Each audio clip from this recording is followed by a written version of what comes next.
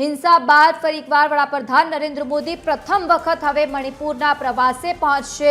વડાપ્રધાન નરેન્દ્ર મોદી 13 થી લઈને 15 સપ્ટેમ્બર દરમિયાન મિઝોરમ અને મણિપુર સહિત 5 રાજ્યોની મુલાકાત લેવાના છે। પીએમ મોદી બપોરે 12:15 કલાકે મિઝોરમના પાટનગર આઇઝોલથી મણિપુરના ચુરાચાંદપુર પહોંચવાના છે। અહીં તેઓ વિસ્થાપિત લોકો સાથે વાતચીત પણ કરશે અને સાથે જ ઇન્ફ્રા પ્રોજેક્ટનું શિલાન્યાસ પણ કરશે। વડાપ્રધાન નરેન્દ્ર મોદી ચુરાચાંદપુરમાં પીસ ગ્રાઉન્ડથી 7,300 કરોડ રૂપિયાના વિવિધ વિકાસ પરિયોજનાની આધારશિલા મૂકવાના છે, જ્યાં કુકી અને બહુસંખ્યક લોકો જે કુકી સમાજના રહે છે। વડાપ્રધાન નરેન્દ્ર મોદી મેઈતેઈ વસ્તી ધરાવતા ઇમ્ફાલથી 1200 કરોડ રૂપિયાના માળખાગત પ્રોજેક્ટનું પણ ઉદ્ઘાટન કરવાના છે। નોંધનીય છે કે માર્ચ 2023થી મણિપુરમાં મેઈતેઈ અને કુકી સમુદાય વચ્ચે ભયાનક હિંસા ભડકી, જેમાં અનેક લોકોના મોત પણ થયા હતા। આ હિંસા બાદથી આ વડાપ્રધાન નરેન્દ્ર મોદીનો પ્રથમ મણિપુર પ્રવાસ હશે।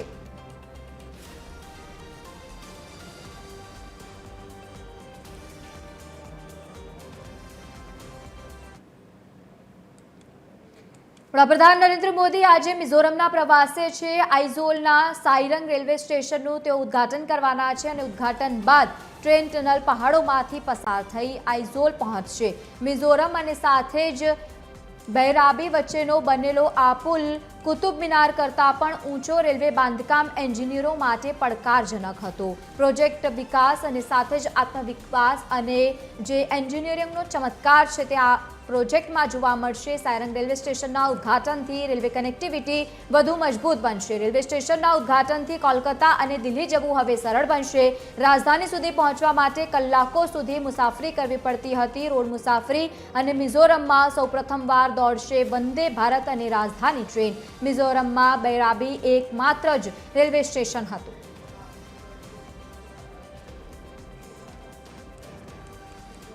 बहुत ही हर्ष की बात है, बहुत ही गौरव की बात है कि मिजोरम अब भारत के रेलवे नेटवर्क के साथ जुड़ रहा है। कल माननीय प्रधानमंत्री जी मिजोरम के इस बहुत ही इम्पोर्टेंट प्रोजेक्ट को इनॉग्रेट करेंगे। पूरे देश के लिए यह गर्व की बात है जबकि मिजोरम की राजधानी आइजोल रेलवे मानचित्र पर आ गया है और माननीय प्रधानमंत्री जी इस रेलखंड का उद्घाटन करने वाले हैं। प्रारंभ में हम लोग 3 जोड़ी नई गाड़ियों की शुरुआत भी करा रहे हैं और माननीय प्रधानमंत्री जी उसका फ्लैग ऑफ करेंगे। राजधानी एक्सप्रेस चलेगी आइजोल से दिल्ली के बीच में और साथ ही एक डेली सर्विसेज की शुरुआत हो रही है आइजोल से गुवाहाटी के बीच में। साथ ही एक ट्राई वीकली सर्विस चालू होगी जो कि आइजोल से चल करके कोलकाता तक जाएगी। इस समय मिजोरम की राजधानी आइजोल में खड़े हैं। आप देखिए हमारे ठीक पीछे ये रेलवे पुल बनाया गया है जो काफ़ी महत्वपूर्ण भी माना जा रहा है। लगातार अगर देखा जाए तो काफ़ी लोगों को यहाँ पे काफ़ी समस्याओं का सामना करना पड़ रहा था, क्योंकि यहाँ पे देश के अलग अलग राज्यों में जो है कनेक्टिविटी की काफ़ी समस्याओं का सामना करना पड़ता था। और वहीं अगर देखा जाए तो श्रीनगर और रामेश्वर की तरह ही आइजोल में भी यह रेल प्रोजेक्ट तकनीक के रूप से काफ़ी मुश्किल था। इस रूट पे कुल 48 सुरंगें हैं जिनकी लंबाई लगभग जो है 13 किलोमीटर है। इसके अलावा जो है 55 बड़े और छोटे पुल बनाए गए हैं। साथ ही साथ रूट पे अगर देखा जाए तो रोडों से कनेक्टिविटी के लिए 5 रोड ओवर ब्रिज और 6 रोड अंडर ब्रिज भी बनाए गए हैं। इसमें से एक पुल जो आप सामने देख सकते हैं वो 104 मीटर लंबा है और इसकी ऊंचाई लगभग 104 मीटर है। आइजोल की बात किया जाए, यहाँ पे रेल कनेक्टिविटी नहीं थी। आज़ादी के 70 साल तक भी यहाँ पे कनेक्टिविटी देखने को नहीं मिल रही थी।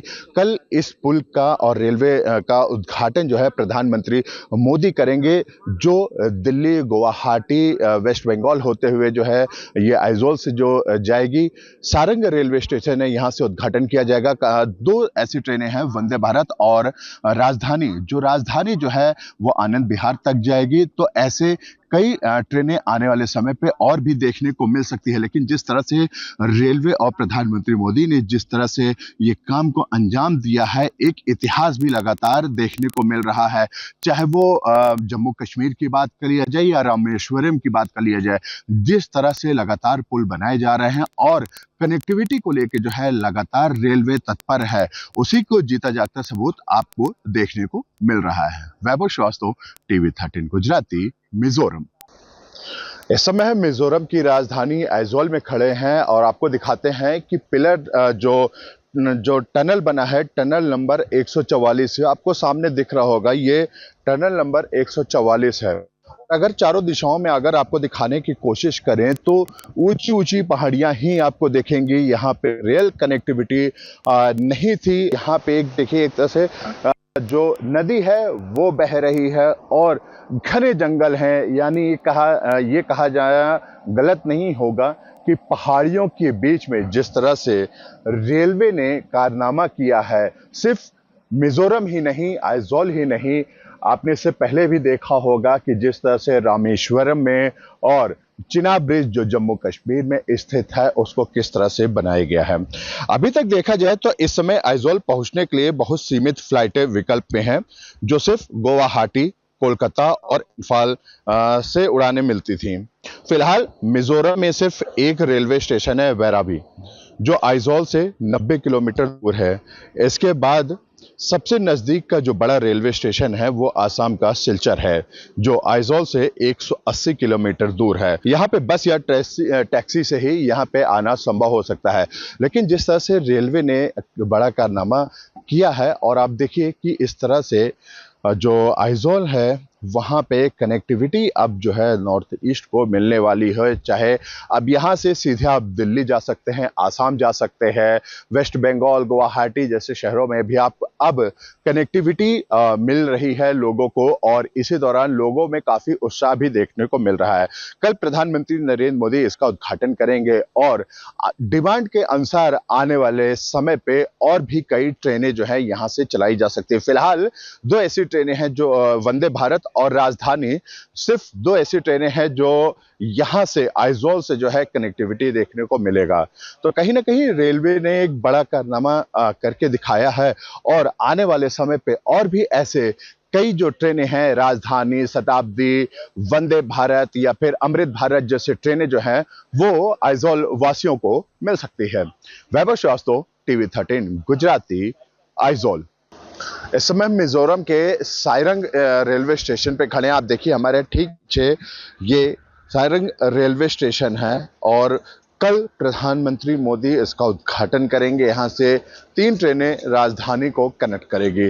वहीं अगर देखा जाए तो ये काफ़ी महत्वपूर्ण इसलिए भी माना जाता है क्योंकि मिजोरम का ये आखिरी रेलवे स्टेशन है, और इस रेलवे स्टेशन के बनने के बाद, यानी सुचारू रूप से ट्रेन चलने के बाद जो है, जो आगे यानी बांग्लादेश और वर्मा का जो बॉर्डर है वो यहाँ से कनेक्ट होता है, और ऐसे स्थिति में आगे का जो रेल रूट है वो लगभग तैयार होने की कगार पे देखने को मिल रहा है, क्योंकि प्रधानमंत्री मोदी की तरफ से एक जानकारी भी निकल के सामने आई थी कि रेल मंत्रालय को इसकी पूरी जानकारी दी गई है कि आगे किस किस रूट पे कौन सी ट्रेन बनेगी या फिर ट्रैक बिछेगा, जिससे कहीं ना कहीं अगर ये पूरा ट्रैक तैयार हो जाता है, जो 3 महीने के अंदर जो है रेल मंत्रालय के पास इसका पूरा जो प्रोजेक्ट है, डिटेल है, वो वहां से अप्रूवल मिलेगा, और उसके बाद जो है यहाँ से भारत और जो भारत के बॉर्डर है यानी बांग्लादेश का जो बॉर्डर है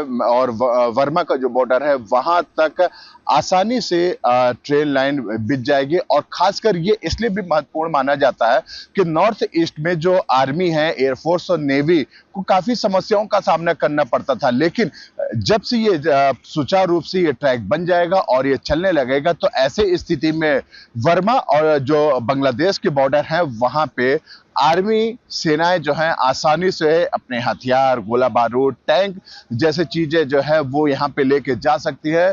तो कहीं ना कहीं जिस तरह से अगर चिकन नेक की बात किया जाए तो चाइना जिस तरह से चिकन नेक की तैयारी कर रहा है, तो ऐसे स्थिति में भारत चाइना को मुंहतोड़ जवाब भी दे सकता है। वैभव श्रीवास्तव, टीवी 13 गुजराती, सायरंग, मिजोरम।